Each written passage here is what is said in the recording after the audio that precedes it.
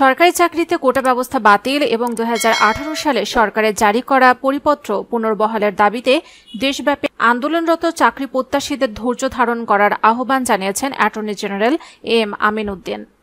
রাষ্ট্রের প্রধান আইন কর্মকর্তা বলেন, বিচারাধীন বিষয়ে আন্দোলন না করাই ভালো, আন্দোলনকারীদের একটু ধৈর্য ধরতে হবে।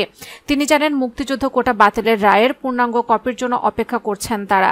এদিকে কোটা ব্যবস্থা বাতিল এবং 2018 সালে সরকারের জারি করা পরিপত্র পুনর্বহালের দাবিতে প্রতিদিনই ঢাকা বিশ্ববিদ্যালয় সহ দেশের বিভিন্ন বিশ্ববিদ্যালয়ের শিক্ষার্থীরা সড়কে অবস্থান নিয়ে বিক্ষোভ কর্মসূচি পালন করছেন। আন্দোলনের অংশ হিসেবে দেশব্যাপী বাংলা ব্লকেট কর্মসূচি পালন করছেন আন্দোলনকারীরা।